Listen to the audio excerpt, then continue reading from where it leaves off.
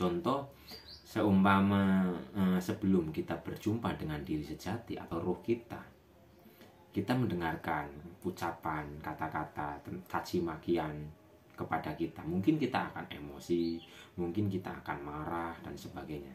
Tapi ketika kita sudah berjumpa dengan diri sejati kita, sudah menyaksikan atau mengenal, menyadari ruh kita ini, ketika kita mendengarkan caci makian tentang kita mendengarkan hujatan untuk kita dan sebagainya, kita sudah tidak akan terpengaruh oleh itu semua.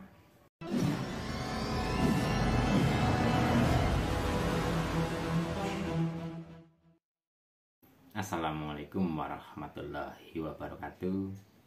Rahayu, rahayu, rahayu. Sebenarnya diri kita itu satu. Diri sejati itu hanya satu, tapi ada di setiap diri manusia, atau ada di semua raga manusia. Tapi sejatinya diri sejati itu ya hanya satu. Seperti listrik. Listrik itu semua suatu desa. Itu listriknya bersumber dari gardu yang sama. Lah, gardu itu akan menyalur kepada rumah-rumah. Jadi listrik yang ada di rumah-rumah atau yang ada di rumah kita itu sejatinya ya dari gardu yang satu. Seperti Wifi itu hanya satu, tapi asal kita tahu kodenya, tahu passwordnya, maka kita akan terhubung dengan Wifi yang utama. Begitupun diri sejati. Diri sejati kita itu hanya satu. Kita semua itu berasal dari yang satu. Tapi masuk ke dalam raga manusia ini, atau masuk ke dalam jasad ini, sehingga seolah-olah menjadi berbeda. Tapi sejatinya kita itu satu. Oleh karena itu, kenalilah diri sejati kita ini, agar kita bisa berkasih sayang kepada seluruh makhluk. Karena di setiap makhluk itu ada diri sejati. Diri sejati itu adalah ruh. Diri sejati itu adalah hidup. Diri sejati itu adalah nur. Diri sejati itu adalah percikan cahaya Tuhan. Jadi kenalilah diri sejati kita ini, agar kita bisa kembali pulang. Mana mungkin kita bisa kembali pulang ke asal usul diri kita, jika kepada ruh kita saja kita belum mengenalnya. Jadi syarat utama untuk kembali pulang itu adalah kita mengenal diri kita ini. Barang siapa yang kenal akan dirinya, maka ia akan kenal dengan Tuhannya. Karena yang kenal dengan Tuhan itu adalah diri kita yang sejati atau ruh kita. Karena ruh kita itu berasal dari Sang Maha Tunggal. Jadi kenalilah diri sejati kita ini, agar kita bisa kembali pulang dengan selamat. Jangan hanya bermain di jiwa, karena jiwa itu hanya lingkup kepala. Jiwa itu lingkup kepala. Tapi diri sejati itu lingkup rasa. Ayo kita masuk ke dalam rasa, ngolah rasa, mengerti sing sejati. Karena diri sejati itu adalah rasa, itu adalah hidup. Diri sejati itu adalah percikan cahaya Tuhan. Dan akal atau pikiran kita ini tidak akan pernah mampu untuk menyaksikan diri sejati kita. Jika kita ingin menyaksikan ruh kita, kita harus memfanakan akal kita. Kita harus memfanakan pikiran kita. Karena pikiran ini sangat liar. Pikiran ini jika tidak hidup di masa depan, ya hidup di masa lalu, atau selalu berangan-angan. Nah, contoh sederhana lah. Ketika kita tidur, di mana pikiran kita? Di mana jiwa kita? Ketika kita tidur, kita akan tidak sadar dengan nama kita, dengan sifat kita, perilaku kita. Oke, mungkin sekarang kita bernama Tukiem atau si A bisa. Kita bernama si A. Tapi ketika kita tidur, kita dipanggil dengan nama itu, apakah kita akan menjawab? Orang yang mempunyai sifat brutal, emosian, bijaksana, dan sebagainya, ketika tidur, apakah masih mempunyai sifat itu? Jadi jangan terjebak oleh nama jiwa, oleh sifat karakter jiwa, jangan terjebak. Karena diri kita yang sejati itu tidak terikat oleh baik maupun buruk. Jiwa kita tidak terikat, roh kita atau diri sejati kita tidak terikat oleh makhluk. Kenalilah diri kita.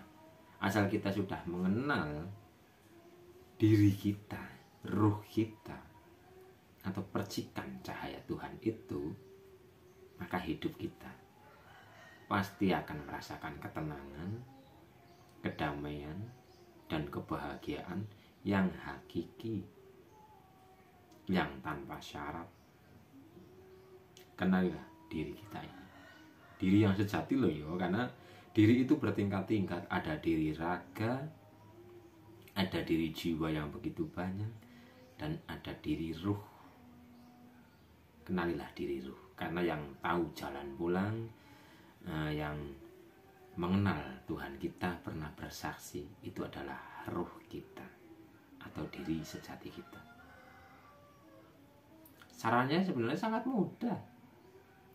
Hanya kita memahami, menyadari ruh kita ini. Karena ruh kita itu selalu bersama kita, selalu ada di dalam diri kita.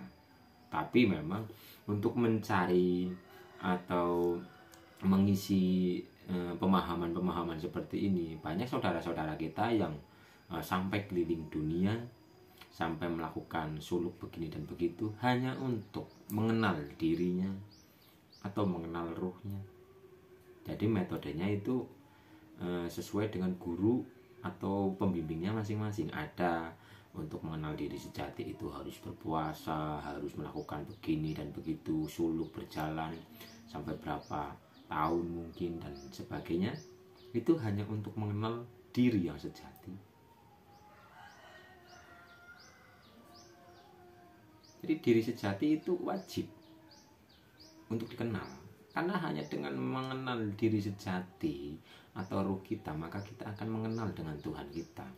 Man arofa nafsahu fakot arofa robahu. Barang siapa kenal dengan dirinya, maka ia akan kenal dengan Tuhannya. Diri sejati atau ruh itu hanya satu, tapi berada di setiap makhluk. Berada di setiap makhluk. Seperti contoh tadi, gardu listrik dan wifi. Gardu listrik itu hanya satu, tapi ada di setiap rumah masing-masing. Diri kita pun seperti itu, ruh kita pun seperti itu. Ruh kita itu sama, tapi ada di semua raga, ada di semua makhluk. Dan di setiap raga itu akan mempunyai kesadaran masing-masing sesuai dengan hijab yang menutupinya. Jadi semua itu tergantung kesadaran dan pemahamannya masing-masing, karena kesadaran dan pemahaman setiap orang itu berbeda atau bertingkat. Tapi siapapun yang telah menyaksikan atau bertemu dengan ruhnya secara otomatis, ya semua akan sama. Biarpun teorinya berbeda, biarpun prakteknya berbeda atau metodenya berbeda, tapi inti dari semua rasa, inti dari semua penglihatan, inti dari semua pengenalan itu akan sama. Jika kita sudah mengenal diri sejati kita, pasti kita akan selalu diliputi, dilingkupi, dipenuhi oleh rasa tenang, damai, bahagia, penuh cinta. Intine wis ora ngrasakno galau, wis ora ngrasakno sedih, khawatir dan sebagainya, sudah tidak. Memang kita akan tetap dipertemukan dengan mungkin sesuatu yang membuat diri kita itu tidak nyaman, tapi kita sudah tidak terpengaruh oleh semua itu. Jadi perlu diingat, berjumpa atau kita telah menyaksikan diri sejati atau roh kita, bukan berarti kita terhindar dari mungkin sesuatu yang membuat raga ini atau jiwa ini sengsara. Tidak seperti itu. Hanya saja ketika kita sudah menyaksikan roh kita, sudah berjumpa dengan roh kita, ketika kita dihadapkan dengan sesuatu yang membuat tidak nyaman, kita akan biasa saja. Kita akan tidak terpengaruh dengan itu semua. Contoh, seumpama sebelum kita berjumpa dengan diri sejati atau roh kita, kita mendengarkan ucapan, kata-kata, caci makian kepada kita, mungkin kita akan emosi, mungkin kita akan marah dan sebagainya. Tapi ketika kita sudah berjumpa dengan diri sejati kita, sudah menyaksikan atau mengenal, menyadari roh kita ini, ketika kita mendengarkan caci makian tentang kita, kita mendengarkan hujatan untuk kita dan sebagainya, kita sudah tidak akan terpengaruh oleh itu semua. Karena sang diri sejati itu sudah tidak terikat oleh baik dan buruk. Diri sejati itu hanya melaksanakan kebenaran. Boleh jadi yang kita itu anggap baik, ternyata itu buruk menurut Tuhan kita. Kita akan paham dengan itu, asal kita sudah berjumpa dengan diri sejati kita ini. Caranya, saya pribadi itu hanya dengan nafas. Jadi kita hanya sadar kepada nafas. Jadi sadar nafas itu adalah sadar Tuhan kita. Sadar nafas.